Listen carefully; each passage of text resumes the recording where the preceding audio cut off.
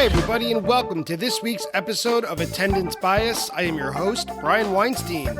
This week's guest on Attendance Bias is Adam Rosenberg. When we were first going back and forth over email, Adam at first had some difficulty narrowing down the show or jam that he wanted to talk about, and it seemed like every choice he suggested had already been chosen by a previous guest. Then it seemed like he took a moonshot and suggested one of the best Phish jams ever played, Chalkdust Torture, from Camden, played on July 10th, 1999. If you're a regular listener, you know this, but many guests on this podcast have told their stories about shows or jams from the summer of 1999. Yet this absolute monster was still up for grabs, and man, I am glad that Adam took this opportunity. Although we're separated by a few years, Adam and I had very similar introductions to Phish, and we hit it off immediately. The conversation felt instantly familiar, even though we had been in touch for just a few weeks. So let's join Adam to talk about phony college interviews, Steve Vai and Reddit, and what it's like at a Phish show when your parents know more about goo balls than you do, as we discuss Phish's performance of Chalkdust Torture from July 10th, 1999 at the E Center in Camden, New Jersey. Adam, thanks for being on Attendance Bias. Welcome. Thanks for having me, Brian. I'm really excited to be here. I am too. You picked kind of an apex Phish jam. You picked one that, one of the joys of this show is when guests pick jams or shows that I've never heard or even heard of.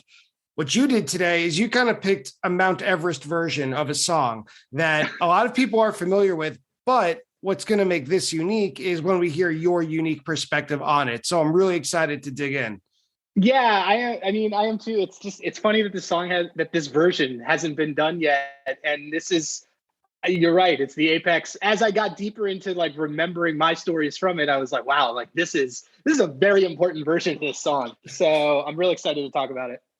And for any listeners who fast forwarded through my intro, Adam Rosenberg picked Chalkdust Torture from July 10th, 1999 at what was then called the E Center. But for all intents and purposes, it's Camden. Yeah, the Philly summer show is what they used to do before they used to go to the Man. They'd go to Jersey. Yeah. Right. It was the Tweeter Center. It's the E Center. And Susquehanna Bank. Sure. Yeah. And tomorrow it'll be something else. But you picked this jam, and the minute that you picked it, I knew that I heard it many, many times. It's one of those jams that kind of sinks into your DNA when you're first getting into Phish or when you're first digging into their best jams, like the best of. But like after you've ingested and tattooed it on yourself, you kind of move away from it because it's like your favorite movies. Oh, I've seen it a million times. Let me find something else. So when you picked this, going back and re-listening to it for me was almost like opening a box that you found in the back of your closet that had all of your favorite mementos from childhood, and you like spend so much time poring over it. It's like, what's interesting is that Camden is responsible for actually several great Chalkdusts. And, this one, I think that there's a lot of people that heard this one and went from being like, yeah, I like Phish to, wow, this band is extremely special. I know we're going to talk about it more, but it brought back for me a lot of memories because I had just graduated high school. So we'll get into it. But this show, a lot of things about it were really special for me. Yeah, so those of you out there, prepare for a lot of hyperbole, probably on both of our parts, but certainly on my part. But Adam, let's get to know you a little bit as a fan. So we're going to start with the Attendance Bias Lightning Round. Attendance Bias Lightning Round. Adam, what was your first Phish show? 12/15/95, Philadelphia, at the Spectrum in Philadelphia, 15th birthday. My parents said that I could go to see Phish. I'd been bugging them for a year that I really wanted to go see it. They, of course, had to come with me and my sister. I didn't really know what was going on. Everything smelled like Otto's jacket, for those who watch The Simpsons. They were doing the chessboard. Key thing from that show is my dad turns around and says, hey, we found this, the other adults that are here. This guy's son is in the band. Who is it? It's John Fishman's parents, and they had badges that said Phish parent that was like a picture of John, and then it was like Mimi and like his dad, and I don't know his dad's name, but it was both of them. And so my parents found, the only other adults adults, quote unquote, in the section, and they happen to be John Fishman's parents. It was kind of wild. And my sister, my sister, who has now since quadruple lapped me on shows. She's my younger sister. I had to bring her too, and now she's 200 shows deep. So I feel like the whole podcast could be about questions about going to your first show with your family, because my parents were never really that interested in Phish. They were interested in so much that I was interested in it. And they wanted to know a little bit about it, but they've never gone to a show with me. I don't think they're interested in ever going to a show with me. My first show was also when I was 15 years old. But they let me go just with my friend Craig, the two of us. So, and that was at the Garden. Lucky. Yours was at the Spectrum, which is like Philly's equivalent, right? The big arena in town. Yep. So they had no idea what to expect. Like, you got into Phish a year before you saw your first show, which is the same situation as I was in. So what did you know going in? I knew that I had played Live One into the ground. I had played that CD so many times that it had skipped. And I knew that I had no idea about, like, I didn't really know about jamming. I just knew that there was a bunch of things that I could bob my head to. I knew I liked Chalkdust. I was like, wow, this is a rock song. This song just wails. They opened with that night.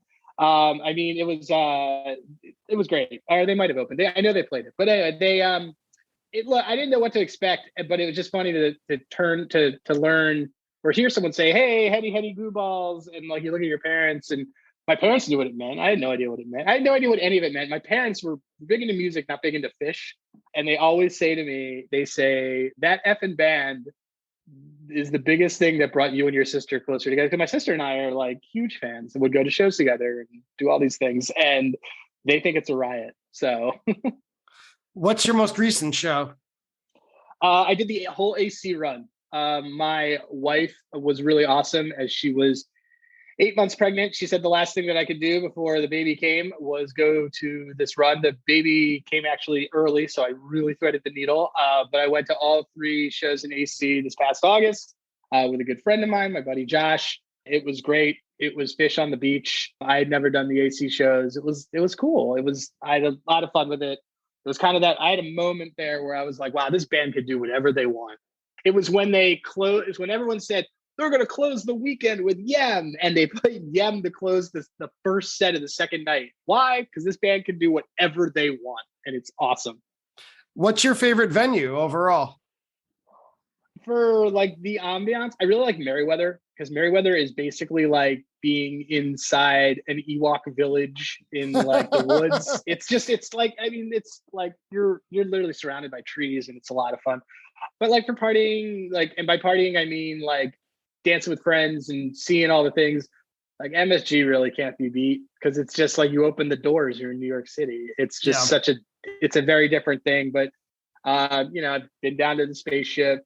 I've been to a lot of shows on the West Coast, but Merriweather is a lot of fun. I think that I already know the answer to this question based on what you just said, but overall, if you had to pick one, indoor Phish or outdoor Phish? Outdoor Phish. Outdoor Phish, because you can watch the world happen. You watch the world happen while the show happens. There's nothing, it can't be beat. Can't be beat. Even despite the worst elements of being at Coventry, Phish every year, every summer, deciding to do an upstate Northeast show despite rain, dealing with it, to going to a show at Tahoe and just watching the mountains as things are happening. It's Phish outdoors can't be beat. That's my biggest issue, though, with Summer Tour being from the Northeast, that whenever they play throughout June and usually the first half of July, it's almost a guaranteed rainstorm at some point, whether it's Jones Beach or Holmdel or the Man or Merriweather Post, for that matter. It's Camden. going to rain Camden somewhere. rains. Camden rains all the time. The 4th of July shows it rained. It's like in 2000. Like it for all the things that this band does well, there was a period of time where they did not do logistics well. I remember when Coventry happened, and I was like, how does this happen? Like, how do you not know how much rain is going to happen and this is just going to be a thing? They've brought me a lot of joy. So I kind of, they're not a logistics band. They're a rock band. That Coventry might have been my first negative association before the pandemic with the word unprecedented. Yeah, same too. And they said unprecedented rains and rainstorms, I think was the phrase that they used. And I'm like, oh, I hate unprecedented things. Yeah. I will always, the inside joke I will always make with my friends is, hi, this is Mike. I have some really bad news. I know the exact timing and pause, and it's just, but yeah, unprecedented rains. You've been seeing the band since 1995. Are there any songs that you're still chasing? I haven't heard of Nicholas. I've heard a lot of things, but I haven't heard Nicholas. Haven't heard what's apparently become popular. Axel Part 2 has apparently made a huge comeback. All of a sudden, I have a friend who went to the show at it's not Mary, it's the Google campus, but the Mountain View. He went to Mountain View and then he went to Vegas, and I'm like, did you really get 20% of the Axel Part 2s? And he said, oh yeah, I guess I did. But yeah, Iculus. I'm chasing Iculus. What's your favorite Phish year overall? 98 is probably my favorite. I was about to be a senior, so there was a lot. That summer was really cool for Phish because they did Summer Under the Covers and they did all these cool covers and things were really fun. But underneath all that, they were just jamming really well in stuff that wasn't quite type 2, what was about to happen. That's when I really got into tape trading too. And I was just on Gadiel's page and refreshing when I was seeing set lists and stuff all over the place. But 98, I mean, it changes for me all the time. But 98, you know what it is? 98 is it's the hipster version of saying 97 is great, in my opinion. Yeah, so it is. Everyone will talk about 97, but 98, they were refining stuff. And 98, I think, had a really nice mix of we're going to play to the crowd and we're going to play to ourselves. And that summer where they covered Van Halen. That whole summer was magical. I think what it is about 1998, or another thing, you nailed it very well, is that it's almost too even for its own good as far as reputation goes. Yeah. It's so even and it's so balanced and it's so well played that if you weren't there, it doesn't stand out to you. The big theme of that year was hey, they did a really cool cover at almost every single show. They debuted covers across the board, but then they also did the fall stuff. Hampton had that Tub Thumping. It was almost the beginning of them, not beginning, but I guess them partying with the fans and partying with themselves. Very much right now, the difference between like we talked about with AC, this band can do whatever they want. That band is they play for the fans, but they're playing because they enjoy and they're making their own sort of musical thing there. It was a little bit different in 98 because I think that they were still almost our lot band that was playing for us, and we're someone could yell out, play Tub Thumping, and they would possibly play it. That's sort of the mentality that was happening in 98. It was a little bit different. And finally, what's the weirdest thing you've ever seen at a Phish show? I'm sure a lot of your listeners will remember this. The summer of, I think it was 03. Yeah, it's 03. Mike was really into riding around on his Segway in the parking lot and just going up to fans at shows and buying things in the shakedown.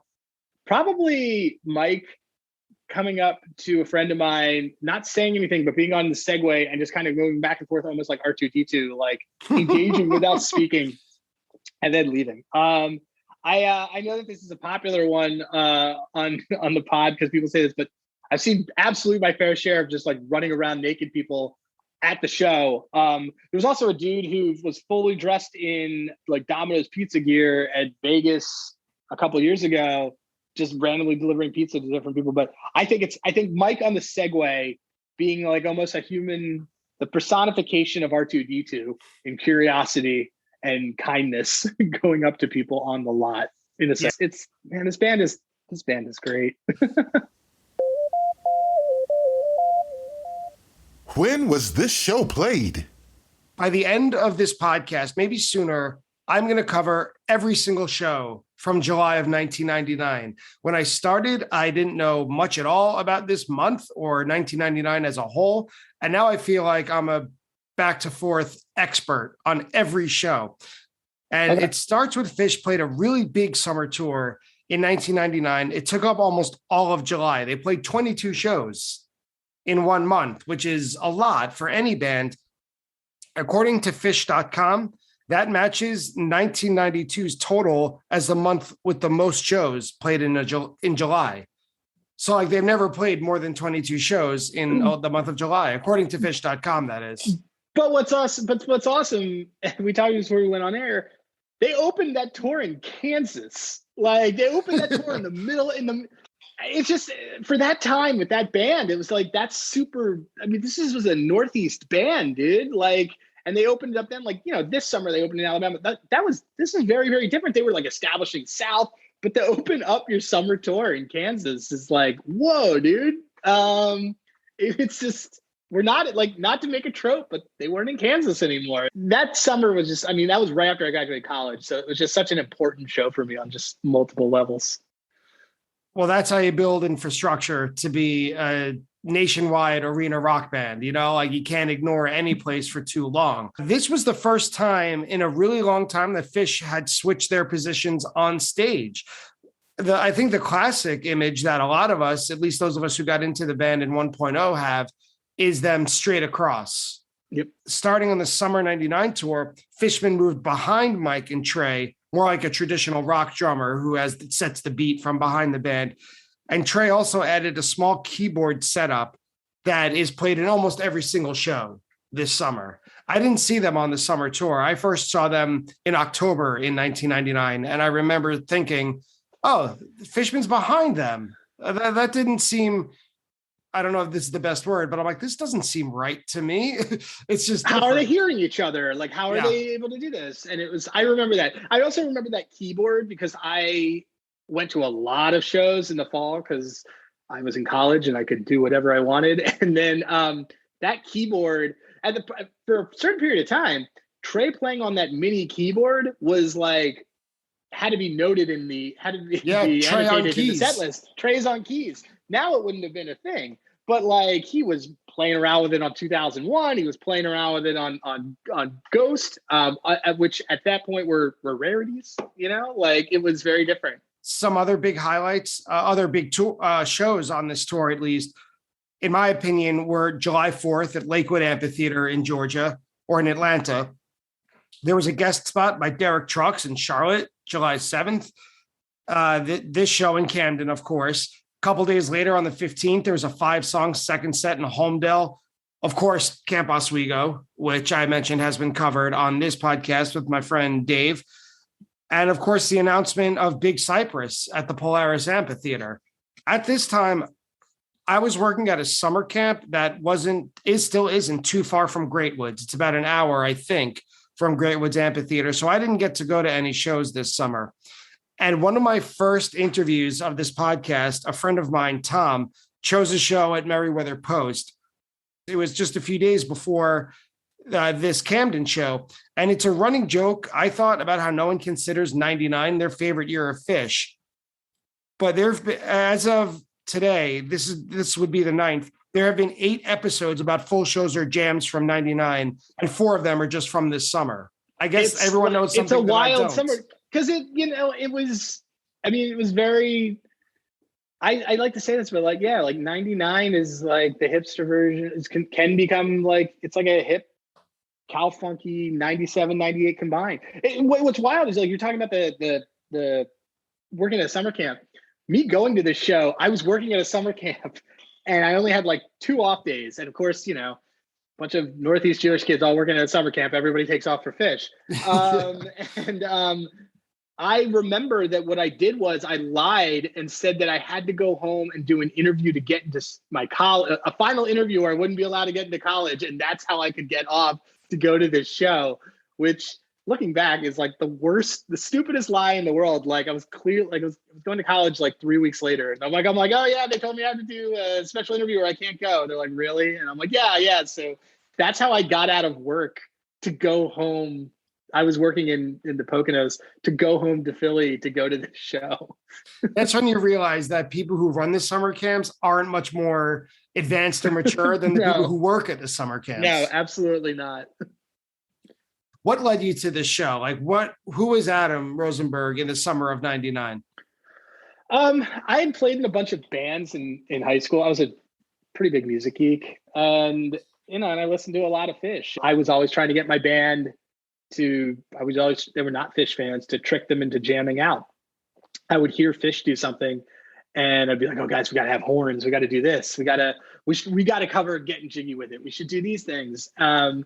And I guess Adam then, he's just, I mean, I was absolutely a boy. But I had never really, I was about to go to college. So for me, it was like, oh, wow, I get to not be, I don't have to go to Phish shows with my parents like I did in 95. I get to do whatever I want. And it kind of starts with, lying about having to go home to go to a show and going to it. So the things I remember though was a lot of my friends from high school, or a lot of people that I always wanted to be friends with in high school, I ended up becoming friends with that summer because it was one of those, like, I didn't walk around high school being like, oh, I listen to Phish, because it wasn't like a thing back then. I went to high school still in the era of classic jock and nerd. It wasn't you listen to this band or you don't. And then I remember that summer I saw people on the lot and I was like, oh man, hey, like we had class together. And like, I suddenly had something in common with a lot of people that I didn't think I had anything in common with. And a lot of those people like have remained, my friends to this day. And they were people that I wanted to be friends with, or I'd never been friends with in high school. And I became friends with after high school because I was like, oh, look at you. We're both at Camden. And this was I think this was my first Camden experience, and every single one became memorable. Well, why do you have attendance bias toward this Chalkdust Torture? This show, Trey wore a Mia Hamm jersey because the Women's World Cup team had won the Women's World Cup. And because of that, I have a Mia Hamm jersey that I still wear. It's my only soccer jersey that I have. My only USA jersey is a Mia Hamm jersey. And I do it because Trey wore it at this. Mazel tov, that it still fits you. I don't know how it works, but it still does. I'm an unapologetic Chalkdust guy. Chopper song or not, that song rocks. Every single time it plays, you are not getting up to go to the bathroom during Chalkdust. It is awesome. You could get a Chalkdust reprise. You could get just a jammed out version like we got. You could get even just a 7-minute version that just kind of does its thing. Chalkdust is Can't This Wait Till I'm Old, Can't I Live While I'm Young is the quote in my yearbook. Like, I loved this song. So when this show happens, and I don't know, tell me if I'm like spoiling if we're going to go through the thing, but like this is the second song of the night, and it just like, and suddenly the bottom drops out, and it creates an entirely different experience than I was expecting. Certainly what I remembered from Polaris when I'd gone the year before, or other Phish shows previously. So you just mentioned that this Chalkdust Torture is the second song of the whole show. And that took me by surprise as I was preparing to talk about it and to listen and break it down. It was really difficult for me to find entire shows from the summer of 99. Maybe that's why, for me, there's kind of this mystery, that it's kind of an enigma for me when I think about summer 99. I don't feel like I have a grasp on it, even compared to other tours that I wasn't at.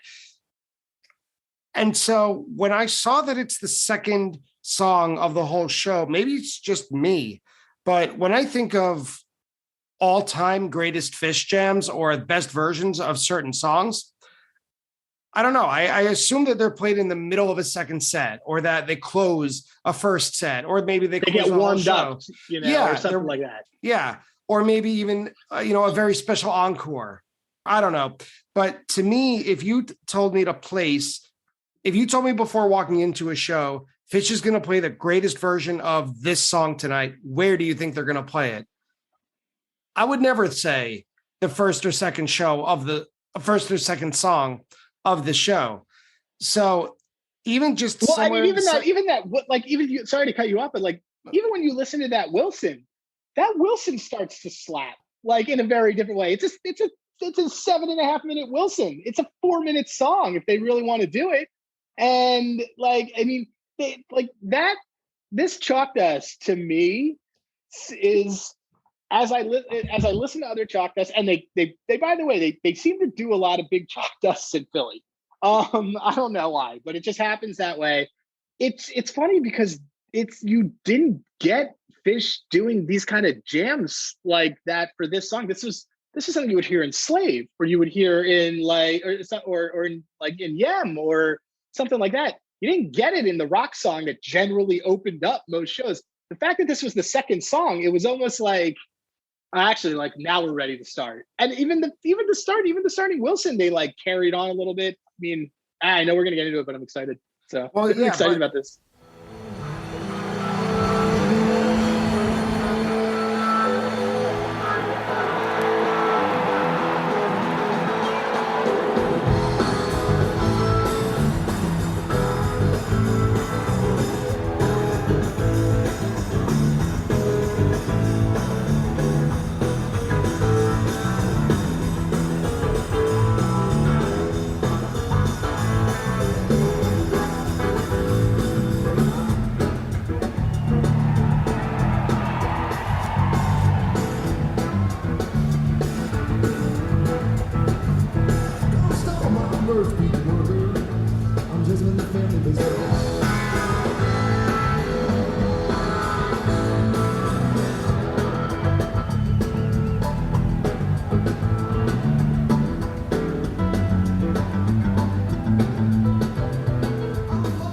Yeah, but me too. And to that point, now I think it's fairly common to see Chalkdust Torture turn type 2 and become one of the big jam vehicles of a set. I remember, I think it was at the Baker's Dozen.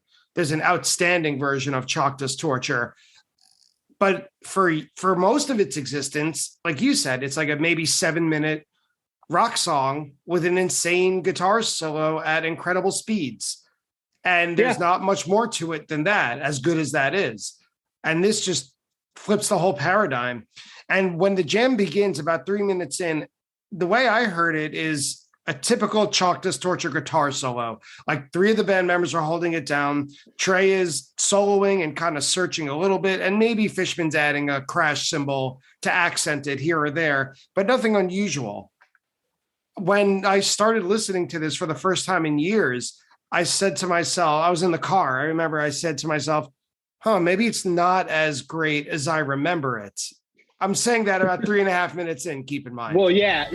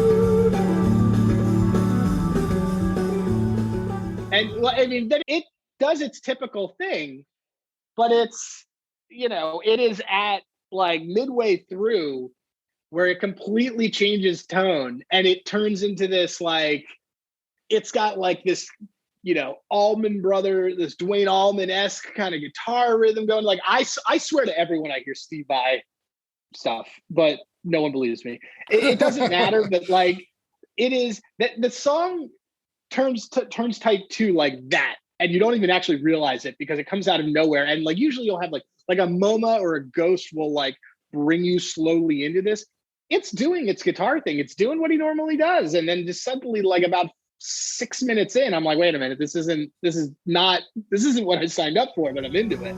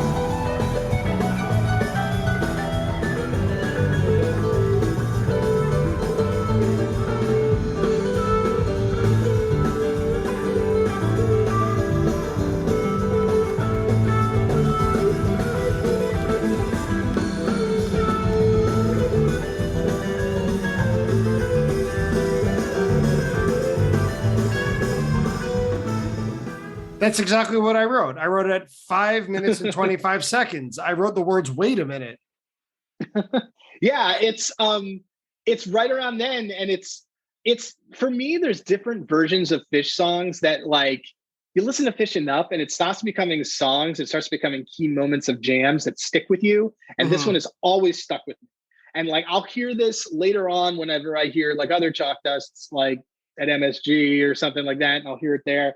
There are 2 Phish jams that, or 3 Phish jams that have ever consistently stuck with me from a song. It is a Wedge from Chicago, from Northern Ireland, right? Northern Island. This and the Ghost from Worcester 03 Summer, which I kind of interchanged with the MoMA dance because they actually kind of did the same thing. But there's these jams and they're just so type 2 significant that it just takes the song into a completely different direction. Yeah, and this point that you pointed out at about 6 minutes, right? This is in a typical Chalkdust Torture. This is where Trey's going to start wrapping it up by going to like, and bring them all back to the coda. And I wrote that things might be veering into type 2. They're not going back into the coda. Like it's turning layered. It's becoming repetitive.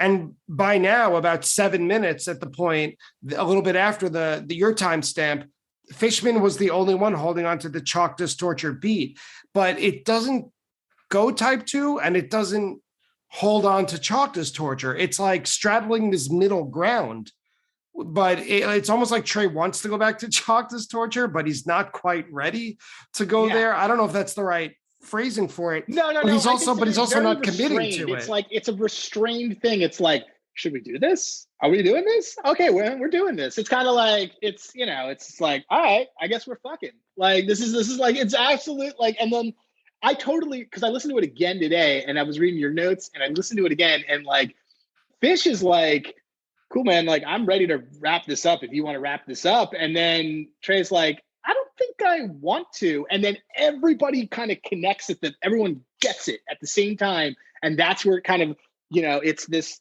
9 minute, it's when it does its Elizabeth Reed plus, whatever you want to call it. And it just kind of gets fun and just groovy.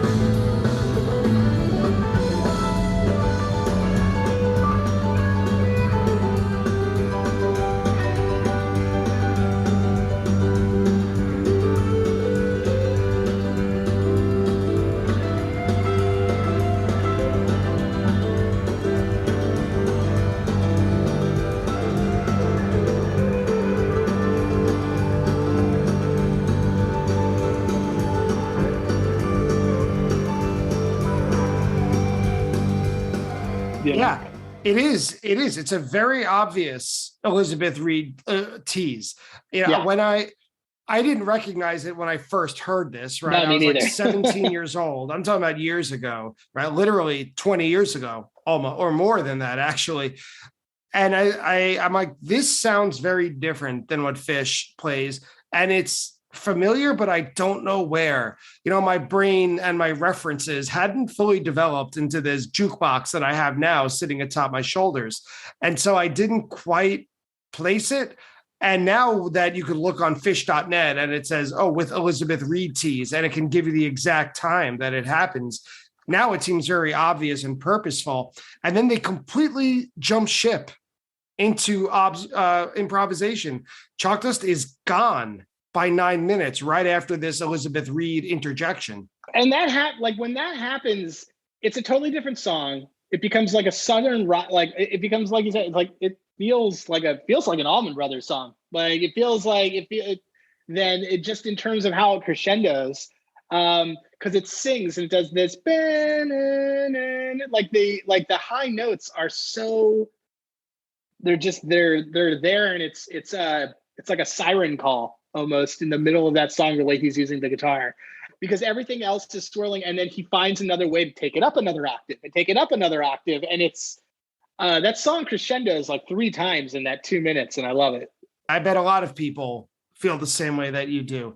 Yeah. And then around 9.5 minutes, a little bit after that, this is what I think it's remembered for. When you said that there's certain parts, you name checked a couple jams that stick out in your memory from your Phish history. Yeah. I think that when most people talk about this Chalkdust Torture being, the top of the mountain for this song, or arguably for some Phish melodies overall, when it comes to improv, I think this segment from about 9.5 minutes to maybe 11.5 minutes, there's like these 2 minutes that I just spilled out adjectives. This is where the hyperbole is coming in. I have spent years on Reddit or in any forum time stamping these parts of the song and saying and asking people, I mean, like we're Phish fans, we're all nerds, being like, hey, what does everyone else hear during this? Because it's just this really cool sequence that is sort of anything that you want to make of it. And that's what I think is great. When you ask, what do you hear in this sequence? I wrote that it is seriously driven, amazing, uplifting, ponderous. The whole crowd is into it, and it's impossible to put into words. I even took it a step further, or a step up. I even thought that this is why humans have art and music, to express the feelings that words can't convey. That is beautiful. That's beautiful. Like, it can't be adequately expressed by language. It has to be expressed in the language of music. And in capital letters, this right here is the sweet spot. This is why Chalkdust has the reputation that it does. I completely agree, because I was just, right before we jumped on, I was like, I'm going to go find this old Reddit thread.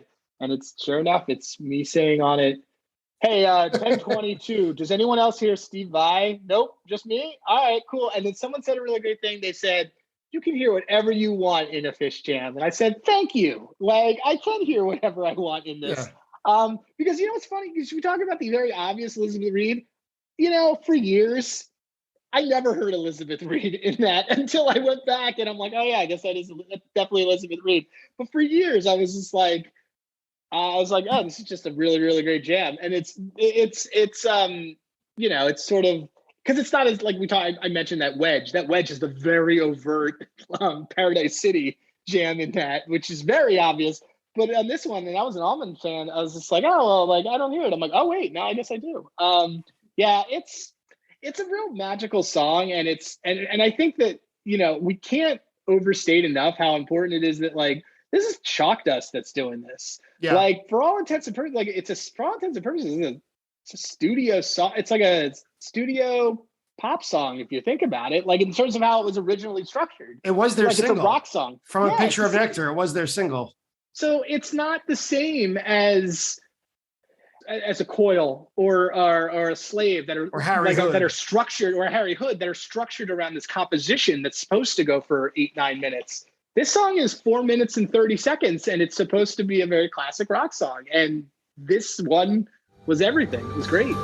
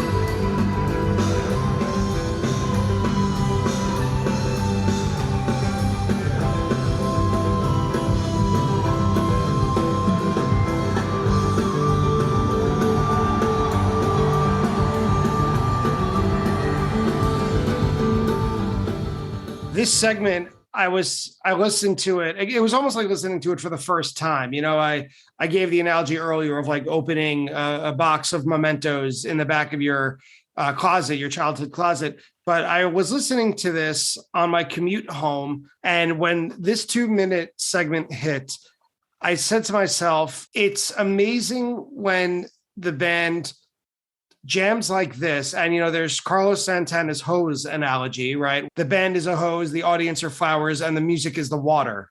You know, that they're just like conduits bringing it to us. And it's such a good feeling when you know the band is improvising. That sounds like like if I had to say, how would Carlos Santana describe music? It would absolutely be the way that you just described. Like that makes so much. No one else can use that analogy. Yeah. I'm like, oh yeah, that's a very Carlos Santana analogy. Yeah. And it's so rare that when normally what I love about Phish jams is they surprise me. Like they take it to places I couldn't have thought or wouldn't have predicted that they would. The thing about this jam or this part of it is not only do they take it to a place that I would love them to do it, every new progression of it goes to a place where in my head, I'm like, it would be amazing if they went here next. And then they do. Everything is perfectly placed. It's like they are reading the audience's mind and the audience is cheering them on and opening their own minds for the band to keep reading it and responding reactively. It's perfectly. Well, that's something that's so great about this band. And I think that this band did this more. This band, like between like up until, I don't know, like probably mid 3.0, they were still like every show, I feel like seeking like, hey, we got to have a connection with the audience to make whatever you're just discussing, like to say like, we're going to make this happen with you guys. This jam is doing this. Now I think they've kind of matured in the sense of like, we connect with you guys, but we're going to let you guys connect through what our art is that we're going to put up on here. Like this Chalkdust and just a lot of the songs in a lot of the shows in 99, certainly in 2000, feel like the band building art with the fans as like, I mean, it's the very essence behind what Big Ball Jam was all about. You know, like every time you throw the ball up, we're gonna do this. That's not 4.0 or 3. That's not the 3.0 or 4.0 Phish. That is very firmly like a 1.0 and 2.0 thing. And it's very like, this is the last 2 years of 1.0. This is like a very key moment where this band is figuring out, how do we spin this into something with these folks that are likely the same folks that were at the last show and the last show before that and the show before that as well. It's a very special time for the band. So it's a very special time for them, what they're creating. And they're not done yet, right? This whole jam is just about over, I think 14 minutes or the track is. They immediately pull back from this like soaring epic segment that I will never shut up about into a pretty simple beat and a melody. And it sounds nothing like what was just played. Like it must have been whiplash in the audience. What was it like for you once that segment was over and then they're just kind of really coming down, but still keeping the speed? So I know you saw my notes in this, but like when they come down from this and they finish everything, I mean, look, you know, when you hear a badass song at a badass version of a song at a Phish concert, like you could just tell, like everything, like everything in the world just moves at the same pace. I will fully admit it. I am openly a Roger hater. And so, and the song ends up going into that. And for me, I was like, oh man, this is really like, this is going to be like this.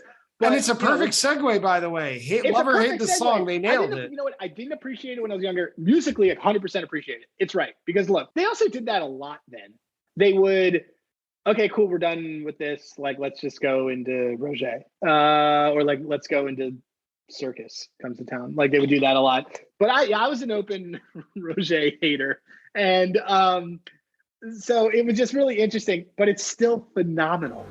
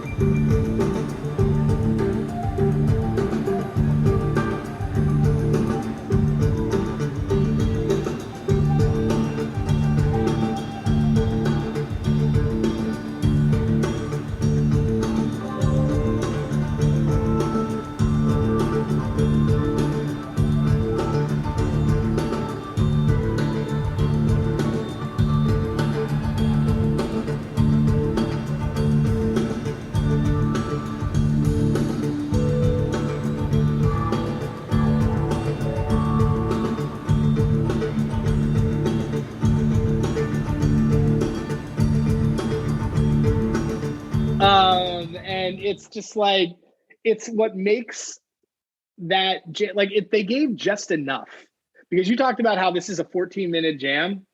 For that, it might have been 45, could have been 45 minutes in my head. Like it was perfect. It left you wanting the right amount. The jam comes back. They during the Birds later on, they bring back elements of that Chalkdust. Like the Fluffhead had elements of it in there too. And Fluffhead is a completely different structure. Fluffhead's a composed song. Like there's not that much room to improv in there. And I'm like, this is definitely the Chalkdust jam I heard earlier today. It's pretty cool. Adam Rosenberg, thank you for coming on and tackling what must have been what I thought was a pretty daunting jam to choose. You know, so much ink has been spilled, if people actually still used ink. But I hope so. So much has been said about this, written about it, remembered and felt about it, that I thought, what can I add? Or what could, not me, but what could one add in terms of this podcast to what's already been well known about this Chalkdust? And it's so good to hear from someone who is talking about it as if it happened last night. It's just I appreciate you bringing me on and letting me talk about it. Just that period of my life, going from like high school to college, going to be able to like work like on my own, like live by myself. It's just this jam, this show brought up lots of cool memories for me, and that led to other great Phish memories and just other non-Phish memories. And it was a very important, I hate to say it, but it's just a very important Chalkdust in my life. So and it's evergreen. Yeah, that's really, the definition of good art, that no matter what medium you're talking about, it always stays the same. It's you that changes. Yeah. As a middle school teacher, I have one of my students who's in 8th grade. So he's 13. And we have a part of our lessons where the kids pick any book they want, right? Independent reading, it used to be called. And he picked The Catcher in the Rye, which is a pretty mature book for a 13-year-old, and it's also kind of abstract, because he asked me the other day, what's the plot? He's just like walking around. It's like somebody asks you what's that about, it's like, it's just great. It's just But as a 39-year-old, I could say, it's about a young man's struggle to cope with his brother's death and his mental breakdown in the face of alienation. And it's like, it's the same book that I read when I was a freshman in high school, and I thought Holden Caulfield was the coolest guy ever. I know. I think at one point we all went through big Holden Caulfield phases, didn't we? We all were like, yeah, man, Holden Caulfield's so cool. But now he's just like a derp, and it's and now he it's didn't like, change. No, man, he's really sad and doesn't change at all. He's we actually change. like we change. His going around telling everyone that they're a phony is no way to live life. And it's just, that's what he did. And this Chalkdust Torture, it's like, it's awesome when you hear it the first time. It's radioactive. You call it one of the best Phish jams ever, and you live with it and you let it settle. At least this, I'm speaking again, it's my experience with it. You let it settle. You take it for granted that it's one of the best ever. And then after it settles for a number of years, I go back with fresh ears to listen to it, because someone else chose it, because you chose it. It's not my choice in a way to listen to it. And so to hear it now, it's like I'm bringing so much more experience. I've heard so much more music, so much more Phish, and of course, a million other bands and styles. And it's like, this still sounds like it's brand new and fresh. I'm honored that no one had done it and that I got to talk about it. That's, I guess, what it is. Because it's like, to me, it's like, of course someone did, like, talked about this one.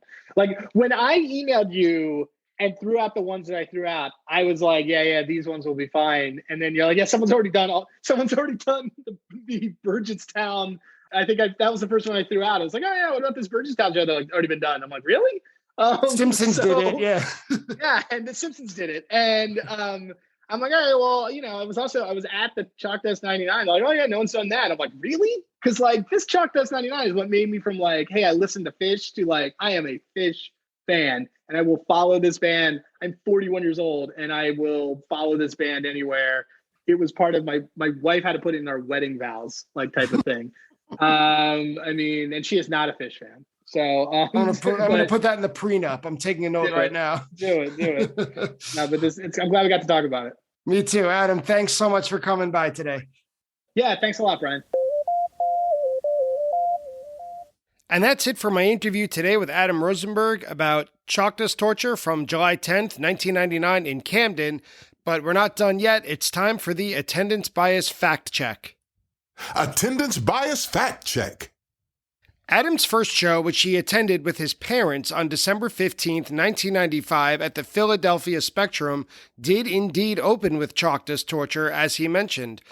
It also had secret language signals in Possum, but most interestingly, at least to me, Fishman sang an original song called Mallory, on which he sings lead vocals and plays piano.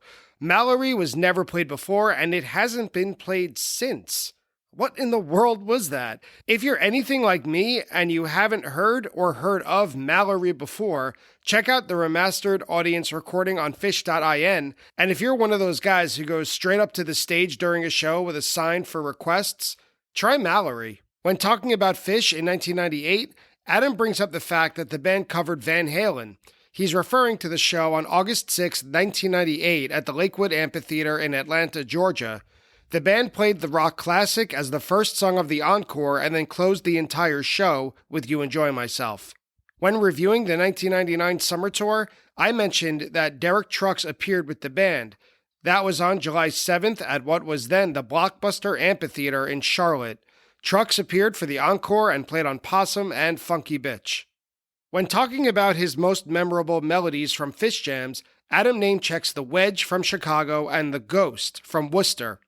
More specifically, The Wedge was played at Northerly Island on July 20th, 2014, and The Ghost was played on February 26th, 2003 at the Worcester Centrum, and that Ghost even features a jam on War's Lowrider.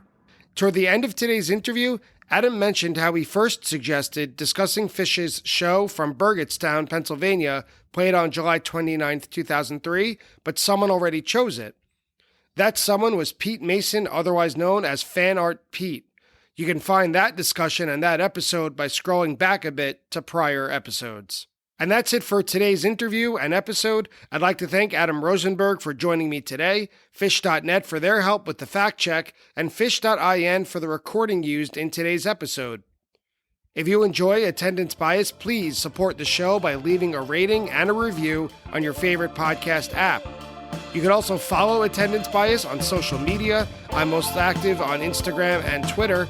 If you reach out, send a message and say hi, I'm happy to send you a free sticker.